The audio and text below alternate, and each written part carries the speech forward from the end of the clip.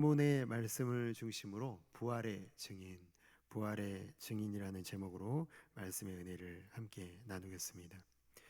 오늘 본문의 말씀을 보면은 예수님께서 이 제자들을 찾아오시는 장면이 나타나 있습니다. 그 제자들을 찾아오셔서 예수님께서 뭐라고 말씀하시냐면 너희에게 평강이 있을지어다. 오늘 24장 36절에 그렇게 말씀하고 있습니다. 이 말을 할 때에 예수께서 친히 그들 가운데 서서 이르시되 너희에게 평강이 있을지어다 하시니. 우리 같이 한번 읽겠습니다. 누가복음 24장 36절의 말씀 한번 다시 한번 띄워 주시겠습니까? 같이 한번 읽겠습니다.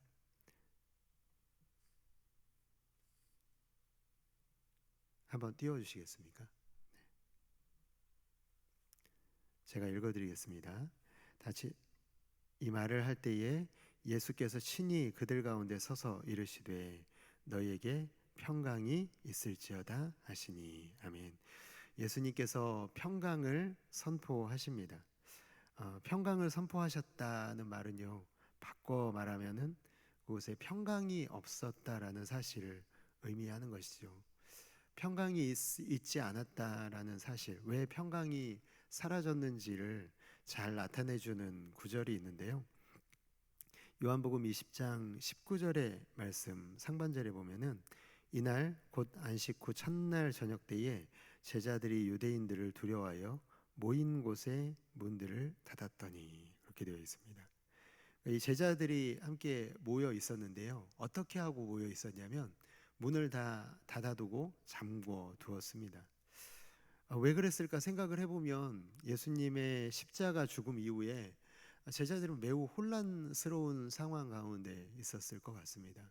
그러니까 예수님이 이제 십자가에서 죽으셨는데 예수님의 죽음 이후에 우리는 과연 어떻게 살아야 하는가, 이런 고민들이 많았을 것이다, 그렇게 생각을 해보게 됩니다. 유대인들을 두려워했다라는 것은요, 어떻게 보면은 그들이 이겼다, 이제 주님이 패배했고 이제 우리가 주님을 믿는다라는 것이 드러나면 우리는 죽임을 당할 수밖에 없다, 그런 두려움 때문에 문을 꼭꼭 걸어 잠궈 뒀을 것입니다. 사실 왜 종교 지도자들이 제자들을 찾아내지 않았을까, 저는 한번 생각을 해봤거든요. 종교 지도자들이 예수님만 죽인 게 아니라 제자들까지 다 찾아내서 죽이는 것을 통해서 완전히 뿌리를 뽑을 수도 있었잖아요. 그런데 왜 그들을 가만 놔뒀을까? 어제 말씀을 좀 묵상하면서 그런 생각을 해봤거든요. 근데 이런 결론에 좀 도달했던 것 같습니다. 저들이 우리의 승리를 알아서 전할 것이다, 그냥 놔두면 예수님의 제자들이 십자가의 죽음을 증거하는 증인으로 살아가지 않을까, 살아갈 것이다, 그렇게 생각해 보았습니다. 사실 그렇죠. 극악한 사형수나 달리는 이 십자가에서 무기력하게 죽은 스승, 그들을 따르는 사람들, 그리고 보란 듯이 예수님을 버리고 숨어버린 제자들, 문을 걸어 잠그고 있는 제자들의 모습은요, 아마도 정말 그들의 이 종교 지도자들에게는 오히려 이 예수님의 죽음을 선전할 수 있는 좋은 도구가 되지 않았을까. 제자들의 이 모습이 다시는 이런 일이 생기지 않도록 본보기로 삼기에 아주 적합했기 때문에 제자들을 가만히 놔두지 않았을까 생각을 해보게 됩니다. 그 이후에 보면은요, 이 제자들의 행적을 살펴보면 정말 그들의 이 종교 지도자들의 생각이 그대로 맞아 떨어지는 것처럼 보였습니다. 어제 새벽에 들은 말씀을 기억하십니까? 두 사람의 이 엠마오로 내려간 이 제자, 그들이 엠마오로 내려간 이유가 무엇이었습니까? 그들이 내린 결론은 이것입니다. 예수님의 십자가 죽음과 함께 우리의 미래는 끝이 났다. 우리가 더 이상 예루살렘에서 할 일이 없기 때문에 우리는 이제 예루살렘을 떠나서 고향으로 내려가야 되겠다, 그런 결론에 내린 것이죠. 안식 후 첫날 새벽에 여인들이 예수님의 무덤을 찾아간 이유도 마찬가지였죠. 그들이 손에 들고 간 게 있는데요, 그게 무엇이냐면 향품을 들고 갔습니다. 향품을 들고 갔다는 것은 죽은 자를 장사 지내기 위한 것 아니겠습니까? 그러니까 예수님의 부활을 맞이하기 위해서 간 게 아니라요. 예수님의 죽음에 대한 의리를 지키기 위해서 그녀들이 찾아갔다라는 것입니다. 여인들이 천사가 전해준 주님의 부활의 소식을 제자들에게 전했을 때도요, 그들은 헛소리라고 일축을 해버린 것을 보게 됩니다. 엠마오로 내려간 두 제자, 예수님의 무덤을 찾아간 여인들, 또 이 부활의 소식을 전하는 여인들의 얘기를 일축해버리는 제자들, 이들의 공통점이 무엇입니까? 그들의 공통점은요, 부활을 의심했다라는 것입니다. 부활을 믿지 못했다라는 것입니다. 부활을 의심했기 때문에 그들은 숨었고 두려워했고 믿지 않았습니다. 심지어 그래서 오늘 본문의 36절의 말씀을 보면은 주님이 친히 그들 가운데 서서 말씀하셔도요, 놀라고 무서워하며 그 보는 것을 영으로 생각했다, 그렇게 나와 있습니다. 참 그들의 마음 속에는요, 부활은 있을 수 없다라는 생각으로 가득한 것이죠. 부활을 도저히 상상할 수 없는 이 제자들, 부활이 있을 수 없다라는 것을 그 마음속에 확신하고 있었음을 보게 됩니다. 그렇다면 여러분, 주님은 어떻게 이 제자들의 불신을 깨뜨리셨나요? 주님은 직접 친히 나셔서요, 부활을 눈으로 보여주십니다. 주님께서 이 제자들에게 나타나셔서 하시는 일은요, 못 박혔던 구멍난 손, 못 박혔던 구멍난 발을 보여주십니다. 여러분, 그런데 그것뿐만이 아니라 예수님은 다시 한번 그들의 믿음을 확실히 세워주시기 위해서요, 참 이상한 행동을 하시는데, 식사를 할 수 있도록 먹을 것을 달라고 요청을 하십니다.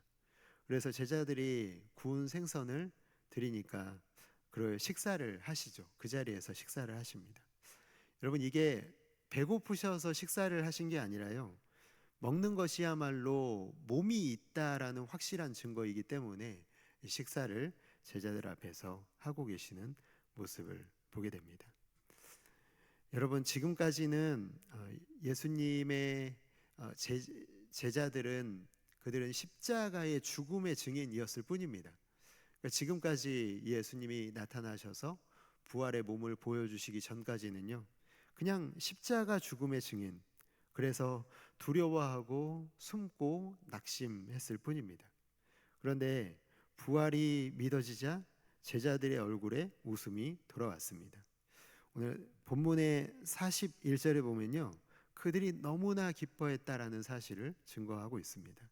함께 기쁨의 찬양을 부르는 모습이요, 우리가 오늘 읽지는 않았지만 앞으로 우리가 살펴보게 될 누가복음 24장 마지막에 52절에 보면은 그들이 그에게 경배하고 큰 기쁨으로 예루살렘에 돌아가 늘 성전에서 하나님을 찬송했다, 그렇게 나타나 있습니다. 이 제자 공동체 안에 이 활기가 그리고 기쁨이 회복되고 있는 모습이 나타나 있죠. 여러분, 어떻게 이런 일이 가능합니까? 어떻게 이런 일이 가능할 수 있습니까? 어떻게 두려워했던 사람들이 기뻐할 수 있고, 어떻게 그들이 예수님의 사랑을 다시 회복했습니까? 왜냐하면 여러분, 제자들이 이제는 예수님을 부활체로, 부활의 몸으로, 부활하신 주님으로 다시 만났기 때문에 그렇습니다. 눈으로 보고 손으로 만져보고 그리고 주님의 식사의 모습을 본 제자들은 부활의 증인이 되어 있었던 것이죠. 그렇게 두려워하던 제자들이 갑자기 담대해진 이유는 오직 하나, 사망 권세를 이기시고 부활하신 예수님의 증인이 되었기 때문입니다. 제자들이 어떻게 나중에 순교의 자리까지 갈 수가 있었나요? 이유는 단 하나, 사망 권세를 이기시고 부활하신 예수님의 증인이 되었기 때문입니다. 사랑하는 성도 여러분, 우리도 역시 부활의 증인인 줄로 믿습니다. 우리는 모두 부활의 증인입니다. 제자들은 보고 믿었지만요, 사랑하는 성도 여러분, 우리는 보지 않고 믿은 복된 사람들인 줄 믿습니다. 우리는 예수님의 부활을 눈으로 보거나 만져보지 않았지만요, 우리는 그 사실을 믿습니다. 그게 얼마나 복된 일인지 우리는 깨달아야 되는 줄로 믿습니다. 여러분, 우리가 부활의 증인이 되었다면요, 우리가 부활의 증인인지 아닌지 확실하게 확인할 수 있는 방법이 있습니다. 그것은 무엇이냐면, 우리의 마음속에 두려움이 있느냐 아니면 평강이 있느냐라는 것입니다. 우리의 마음속에 지금 무엇이 자리 잡고 있습니까? 우리의 마음을 움직이게 하고 우리의 삶을 살아가게 하는 동력이 무엇입니까? 만약에 두려움이라면요, 우리는 부활의 증인으로 살지 못하고 있는 것이죠. 부활의 증인으로 산다는 것은요, 우리 안에 두려움이 없다라는 것입니다. 우리 안에 어두움이 없다, 그늘이 없다라는 것입니다. 물론 때로는 우리의 삶에 그런 일이 찾아올 수 있죠. 그러나 부활의 증인으로 살아간다는 것은 우리 안에 누가 찾아오신 것이냐면, 부활의 주님이 우리 안에서 우리와 지금 함께하고 계시는 것인 줄을 믿으시기 바랍니다. 부활의 주님이 우리 안에서 함께 하십니다. 평강의 주님이 우리 안에서 평강으로 역사하고 계시기 때문에 우리 안에 그늘이 없고 어둠이 없고 근심이 없고 염려가 없다라는 것입니다. 주님이 오셔서 제자들에게 오셔서 처음으로 선포하신 말씀이, 그래서 너희에게 평강이 있을지어다, 그렇게 말씀하십니다. 오늘 이곳에 계신 사랑하는 우리 새벽을 깨운 사랑하는 성도 여러분, 주님께서 여러분들에게 말씀하시는 줄로 믿습니다. 평강이 있을지어다. 오늘 이 평강이 여러분의 삶 가운데 가득하게 되시기를 주님의 이름으로 축복합니다. 그 평강이 임하면 여러분, 우리는 지금 부활의 증인으로 살아가고 있다라는 것을 우리는 깨달아야 되는 것입니다. 우리 자신을 점검해 봐야 되겠습니다. 혹시 여러분, 우리의 마음에 어두움이 있다면, 그늘이 있다면 우리는 예배가 행복하지 않을 것입니다. 우리 마음속에 그늘이 있다면요, 우리의 마음속에 두려움이 있다면요, 우리의 마음속에 근심과 걱정이 가득하다면요, 우리는 기도에 집중하지 못할 것이고 기도의 자리를 오래 버티지 못할 것입니다.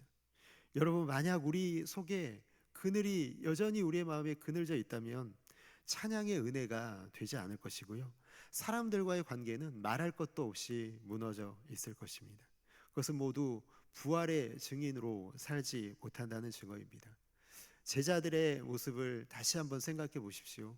그들이 예수님의 부활을 직접 봤을 때, 그것을 그들이 부활의 증인으로 바뀌었을 때요, 세상이 그들을 감당할 수 없는 사람들이 되었던 것을 우리는 기억합니다. 그들은 어디를 가든지 우리는 주님의 부활을 목격한 사람들이다, 우리가 그 일의 증인이라고 항상 담대하게 외쳤던 것을 살펴보게 됩니다.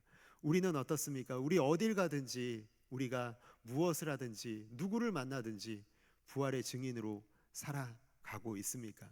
우리는 그것을 항상 증거해야 되는 사명을 갖고 있는 것이죠. 우리가 말로 하진 못하더라도 우리의 삶 속에 그 모습들이 그대로 드러나 있게 될 것입니다. 우리가 부활의 증인이라면. 오늘 이 말씀을 마치기 전에 사랑하는 성도 여러분들, 다시 한번 선포합니다.